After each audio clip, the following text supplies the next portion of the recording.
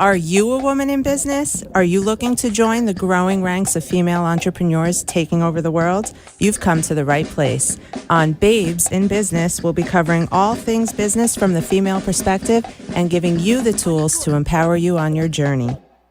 So now, let's get ready to be empowered on Babes in Business.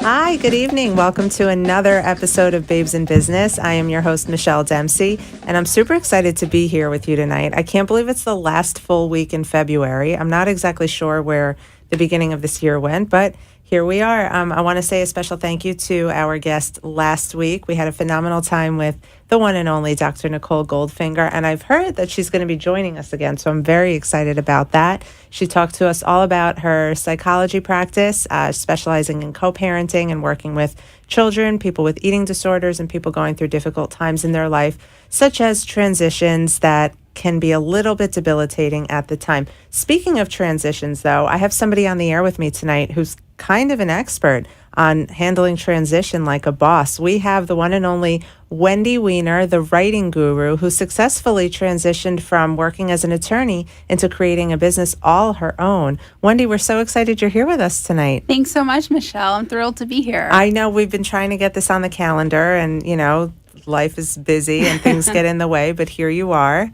And, you know, I think it's such a great thing to be able to talk to people about, because how many of you are sitting there waking up every morning, hitting the snooze button, wishing you didn't have to go back to that job, wishing you could be your own boss, be on your own schedule, do something you were really passionate about? Well, you're the perfect person to talk to us about that, aren't you? Thank you so much. I'm thrilled to be here and to share my story. So I want to know a little bit. So you are the writing guru. Yes. Which, so am I. That's just not my business name. I'm just kidding. But you're writing in a different way. What is it that you're writing, and what is it that made you so passionate about the work that you do? Sure. So I should start off by saying that I started my business in 2010 as more of a professional editing, resume writing, and really a full service editing, writing company with also a focus on college admissions essays. And then the need for career coaching and resume writing services became more prevalent in our society, especially with LinkedIn coming out and other types of networking capabilities. And so I found that my true niche was in the resume writing. And I was always the person that people would go to when it came time to proofreading essays and resumes and cover letters. And so the name, The Writing Guru, is actually my parents' nickname for me. So it became the business name in 2010. That's really funny you say that. Very well written, my business. My grandma named it for me, because every time I would let her read something I wrote, she'd say, "Oh, you're very well written." That's so funny you say that. But it's, you know, I would say, you know, I'm married to an attorney. I have lots of attorney friends. As you and I both know, South Florida is a little bit saturated, right? There's plenty of attorneys down here. You probably worked really hard to find your role as an attorney in South Florida. I did. And you were probably working really hard at the firm you were at. What was it like to have that aha moment where you knew it was time to go? Because I know there's so many people out there sitting on the fence, not really quite sure when to take the leap. I myself was that person at one point. What was that like for you? Sure. So for me, I guess I should start back in 2004 when I graduated from law school, passed the bar, got admitted. I began also simultaneously teaching college writing classes because writing was just something that I always enjoyed doing. I mean, my parents still have a binder of poems that I wrote and short stories that I wrote growing up. So for me, writing was just something that I was always passionate about and I always loved. And so I actually chased the money coming out of law school. I went and started working at a big law firm that had 400 plus lawyers across the country called Adorno and Yas, which is no longer in existence in the country. It actually folded probably about 2008, 2009 when I left. And what I found was that... Because you left, they had to shut their doors. No, one of the partners was actually investigated. That would have been cool, and so I found that I moved around a lot from firm to firm, you know, whether it was big firm, mid-sized firm, small firm, and just really couldn't find my way. And what I found was that for me, it was more so the contentious nature. I did insurance defense litigation, which litigation by itself is every day threatening to file a motion to compel against someone or threatening to file sanctions against them and constantly bickering and arguing. And so I found that what it did was it actually made me a very negative person. And I'm not a negative person because I'm always smiling, always cheerful, I'm very happy-go-lucky. And so it really sucked the life out of me. Wow. And You hear that? When you feel the life is being sucked out of you, you're probably not in the right job. yeah. And I was there. I was very, very good at what I did. I was great in court and great at taking depositions, and I wrote amazing appellate briefs, but there was something lacking. And what was lacking for me was the passion. I went in, I got my paycheck, I did what I had to do to make my billable hours, and then the shift happened when I went to go work in-house. That by far was the best job. So I always recommend to lawyers who are unhappy in law firms to go ahead and make the shift into working in the corporate world in terms of working for an organization as an in-house attorney. Right. Or even going and working for the government, because the quality of life is so much better than working at a firm and billing hour after hour every day. And Isn't there a giant difference in pay, though?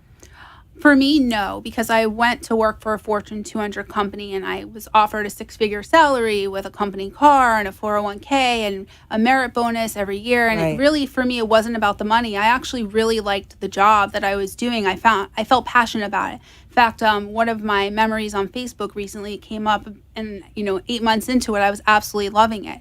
But then there was a shift, and what happened for me was I learned about the resume writing industry in 2013, because what I felt, and a lot of lawyers feel this way, is the pressure of not just the billable hours, but the law school loans, and you come out owing $100,000+ a year, and you have to keep earning the big paycheck in order to pay off your debt, and you start accruing credit card debt. And it just seemed for me no way out. So initially, when I started my business, it was part-time. It was to have extra money to pay off debt. And I never really imagined that it could be something full-time for me. And so it wasn't until 2013 when I learned about the resume writing industry, and I went to the National Resume Writers Conference in early 2014 to really learn about the ins and outs of the industry and realize that this is what I belong doing. Right. And so what I found myself... Isn't that moment the best? It was an eye-opening moment. And I'm the kind of person where I'm not afraid of anything. If I believe in something strongly, I'll go for it. I actually ran 2 marathons back-to-back in 2011 and 2013. I ran New York and then Chicago, and I completely transformed my life. And so I think that became the pivotal moment for me to actually go forward and conquer.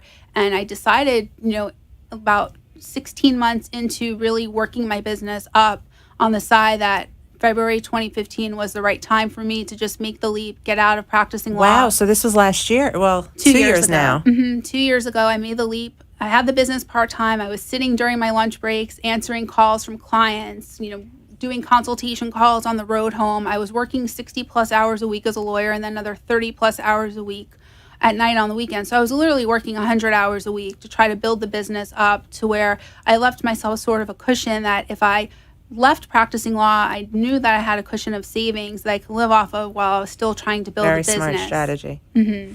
It's interesting. I did something similar, and I really respect, the moving forward and pushing forth with your goals and your dreams, very important. But there always has to be a strategy in place. A lot of times you leap without looking and you fall flat on your face. But if you take that safety net with you, like I did the same thing. I was still in the job that was making me super unhappy, with the career I had studied for and gotten 2 master's degrees in. So I felt a little guilty leaving. So I was building up a writing career on the side, seeing if I could really do it before I actually took the leap. And Right. I think that putting that strategy in place is essentially what gave you more confidence and probably made you more successful, because you already went into your business knowing that you had legs to stand on.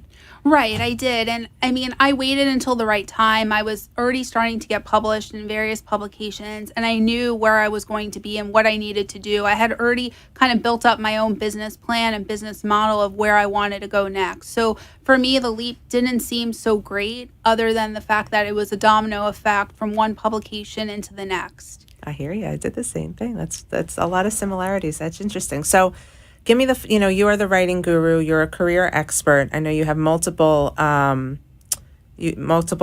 next to your name. Tell us a little bit about that. Sure. So I am the only nationally certified resume writer in the country who's also an attorney. And that certification is sort of like the PhD of resume writing. At the time, there was only 42 other nationally certified resume writers. Now there's a little over 50. I'm also a CPRW, certified professional resume writer, and I have 2 career coaching certifications, because what I found is that there were a lot of lawyers coming to me and saying, hey, I want to get out of the practice of law. I can imagine. And so I was doing career coaching along the way, and I said, well, you know what? I want to do different types of assessments and different types of strategies, so I'm going to go ahead and get certified in that.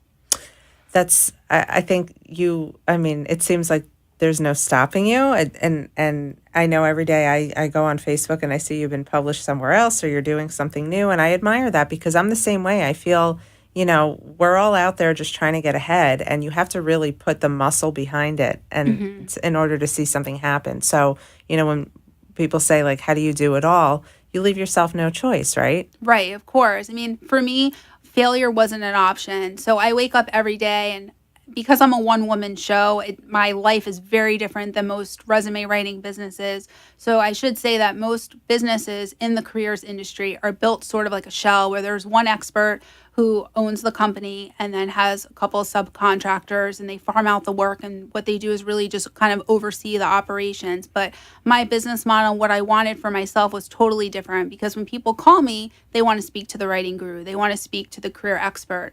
And in my case, because I'm an attorney, I get a lot of high-level professionals who, because of my credibility and authority and trust, they want to work directly with me. They don't want to speak to a virtual assistant. They don't want to speak to a subcontractor. So one thing that people really appreciate is the fact that I'm very responsive, and they're never going to get handed off to someone else who may not be me. Wow. Well, it seems like you've definitely got your hands full then. I want to talk more about that. We're going to break, but before we do, can you please tell us where we can find you? Sure. www.writingguru.net, or you can find me on LinkedIn, Wendi Weiner. Okay. She's Wendi Weiner. I'm Michelle Dempsey. Join us after the break for more.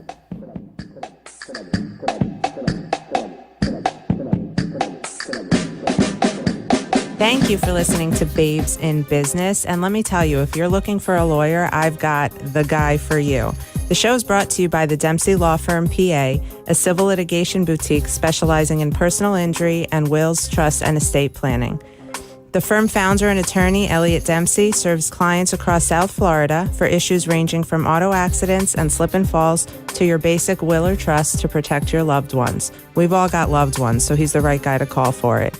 The Dempsey Law Firm can be found online at www.thedempseylaw.com or call them by phone at 954-667-8120. Tell them Michelle sent you, and don't forget, change is the law of life. Thank you for listening to Babes in Business. I am your number one babe in business, your host, Michelle Dempsey of Very Well Written, the business I founded to help other entrepreneurs get their businesses off the ground with great content, strategy, branding, social media, editing, and anything in the way of words. I've got you covered, www.michelledempsey.com, or you can call me at 305-469-7500. Don't forget to tune in every Tuesday night at 7 o'clock to join me and a fellow babe in business talk all things business. Can't wait to see you there. Are you feeling empowered to be a babe in business? Just when you thought you had all the secrets, I'm getting ready to share some more. We'll see you there on Babes in Business.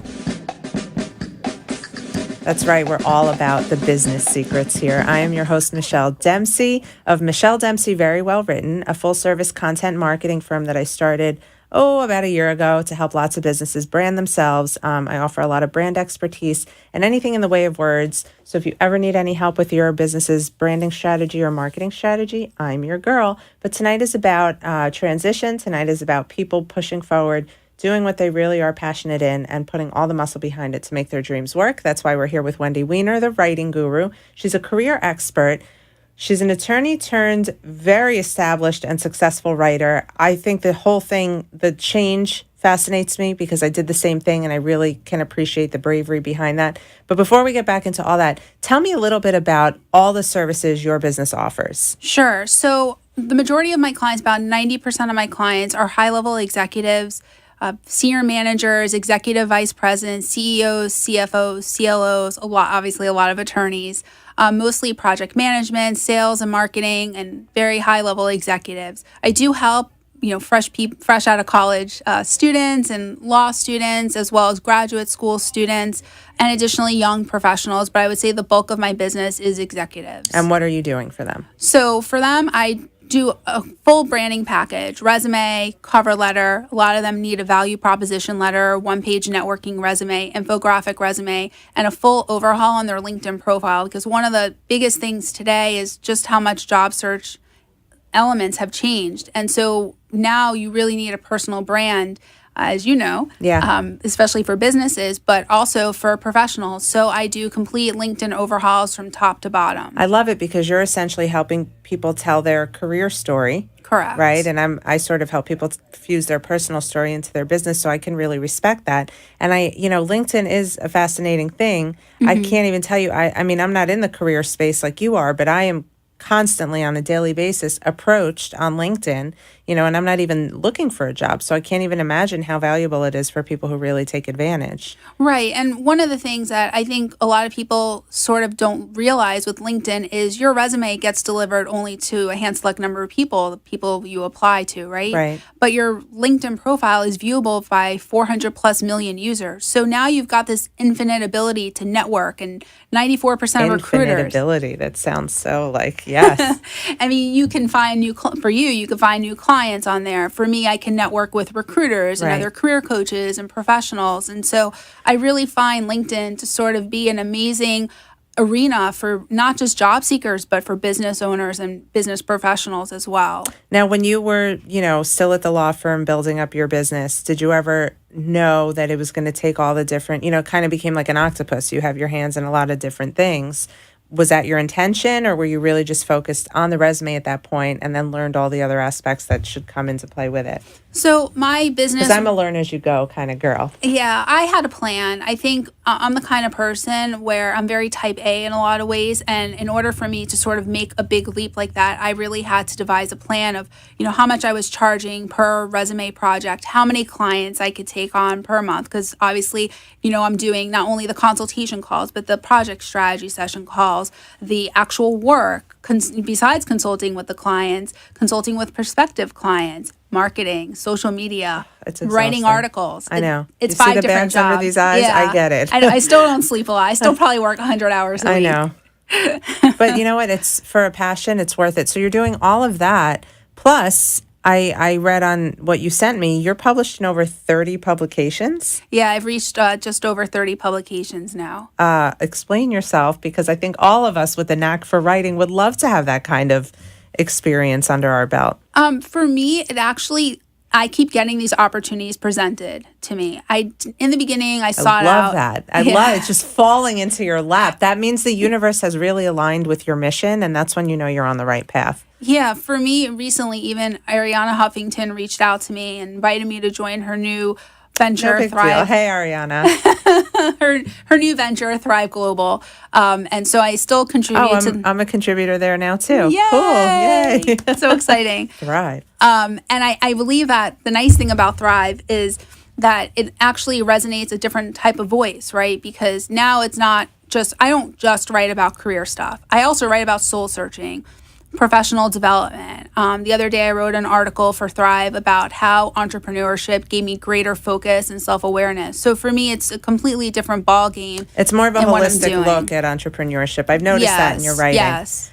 You also wrote something this week that I read that was awesome about negotiating salary. Yes, I did. And it's interesting because I went to go look at it to see if anything had been updated, because sometimes the Huffington Post editors like to update things. And then I began to realize it looked a little different. So I logged into the Athena platform, as you know, and then all of a sudden I saw that my item was published. And so I was like, wow, that is so neat that it was published, because it not only was it published, but it was promoted. So as you know, one of the great things about the Huffington Post is you can self-publish, but it doesn't mean that it's going to be indexed in Google unless their editors select it. Right. So I was really impressed. I'm still on the old platform, which everything I publish does get indexed in Google. But then, of course, there's always, I'll sit there refreshing all day, hoping I make it to the main page. I publish everything to the women's section. So interesting. A few times I had made it to the main page, and for me, that was like, I was I might as well have won a Grammy. Right, It's right.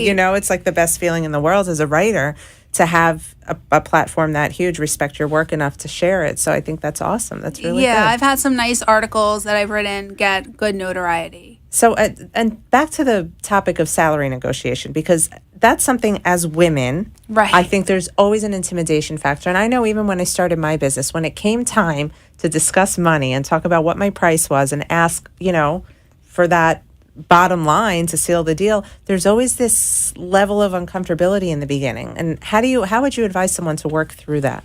So whether you're setting prices for your business or job seeking, what you really have to think about is what value are you providing to someone, right? So what we do is a very unique personalized service and branding and marketing and that type of work. And so you really have to think about, what are your competitors charging? What's the fair market value, right? And also, example, what competitor companies are paying someone at your level, caliber of experience. Right. And you need to go in there with your research and provide a range. Because if you give an exact number, let's say your target number is $70,000, and you say $70,000 to $80,000, you sound a lot more reasonable. But you don't want to give a number that's so astronomical that you're going to outbid yourself. Right. So my recommendation always is to try to get the employer to actually provide you with the job offer number first, because then the ball is in your court to actually provide the counter offer. So there's a lot of very power psychological. There's a lot of power in the counter offer. But in terms of price setting for the business, I don't negotiate. I actually have my prices on my website. It's sort of a take it or leave it. Sometimes if someone's in between career levels, so let's say they're technically a high level professional, but they are sort of at the lower end in their terms of years of experience, I may drop them to the next level. But what happens if they're technically a mid-level professional aspiring to be a high-level professional, I may bump them up. So what I try to tell prospective clients all the time is I'm very reasonable, but I'm also very transparent. Right. And these are my prices. I've had people come to me and ask for discounts and stuff. And I believe that when you discount your services, you're discounting the value that you're providing. Because at the end of the day, you're still providing the same work. That is such an important lesson to learn. I know so many people who are doing way too much for way too little. And I used to do it myself. And I think, it's one thing to, if you're starting and you want to build a reputation, but if you've established a credibility where Right. you're published in so many different avenues and you Google your name and I heard you on the phone once say, well, you can Google my name and see, I think that there's a power in knowing your worth. Right. And if it turns away 10 people but gets you 5, you've got the right clients for you. So that's a really important thing to remember. Yeah. I waited to raise my prices to a certain point at when I was very credible. So it wasn't for me about the resume certifications or how many certifications I have, because everyone in the career space who is actually very involved in the industry is going to have a few certifications. Right. Really, for me, it was about the notoriety, the publicity that I had. There was one article where it was top 10 resume experts we love, and I got put in the number 1 slot. So being ranked the number 1 resume expert from that magazine article was a lot of credibility for me, and different awards and things like that along the way. That's amazing. Thank you. That's like another Grammy winning moment for somebody in your industry. We have a few minutes left, but you mentioned something in the break, how you used your law degree to get out of law. Yes. That's an interesting concept. I used my master's degree in education to get out of education, but I want to hear about you. Tell me about that. Sure. So I thought about this article that I wanted to write in the Huffington Post, sort of to share my story, because when I first went off doing this full time, and I would go to a lot of networking events in South Florida in 2015, the response rate that I got from a lot of people was, wait a minute, you left practicing law to write resumes, as if it was below me, as if what I was doing was being a janitor. You were crazy, right? Right. Like, why would I leave a stable career profession to go into writing people's resumes? And lo and behold, people didn't know the type of caliber of resumes or documents I was creating, the type of caliber of clientele that I work with. My average client earns over $150,000 a year, up to $1 million a year. So it just really depends on the clients that I'm working with at the time. But what I found was that there was a lot of goodness in what I was doing and the type of service I was providing, because what I was doing was helping people make their career dreams come true. And for a lot of my clients, I can really relate to them, having been trapped or felt trapped in a profession for 10 years, or over 10 years rather. And for me, it was just one of those things where I wanted to share my story with the world, to let other lawyers know that you don't have to be defined by the legal profession, that you don't necessarily have to go ahead and be working at a law firm, or you don't have to go and work for the government or work in-house. So you can go into executive management. You could be a recruiter. You could be a business analyst. There are so many non-practicing lawyers out there. And that's what I really want to do, is saying you can leverage this law degree, and it's so invaluable to the business world. Well, lo and behold, I didn't know at the time when I wrote this article how many thousands of lawyers it would resonate with. So what happened for me was it went viral. And I was getting hundreds of emails from unhappy lawyers. Your article, it really touched me. I want to connect with you. Maybe we could set up a call. And I was booking clients left and right who wanted out of the legal profession. So for me, it was sharing my story with the world and really making an impact on people who resonated with it. And that's where the magic is. When you have a passion behind what you're doing, there's obviously a story that drove that passion. And that's what I love to uncover with all the businesses that I work with, because that's essentially what's building your niche, what's building your brand, and what's solidifying you as somebody who's really done the work and put in the nitty gritty and the elbow grease to really make a name for yourself. So that story it's marketing like gold for me. And I think you know that too. We're just about out of time. We are so glad you joined us. Can you tell everybody one more time where we can find you? Sure. So you can go to www.writingguru.net. You can also find me on LinkedIn. You can find me on Twitter. Twitter is my favorite place to be. And also Instagram, The Writing Guru, and on Facebook, The Writing Guru. Well, this is my favorite place to be, but you can also find me on my website, michelledempsey.com, Facebook at Michelle D. Writes, Instagram, The Michelle Dempsey, or here next week with Dr. Nicole Goldfinger. Until then, keep it smart, keep it sassy, keep it successful, keep being a babe in business, and we love you for joining us. Have a great night.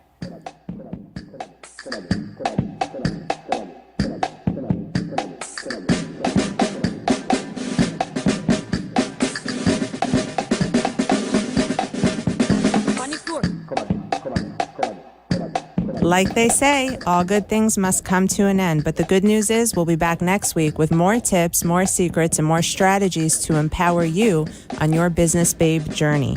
Did you like something you heard today, or would you like to join us on the show? Please contact me now at 305-469-7500 or visit me on the web at www.michelledempsey.com. I look forward to connecting with you and helping you become a babe in business. The opinions expressed on the preceding sponsored program were strictly those of its hosts, guests, and callers, and not necessarily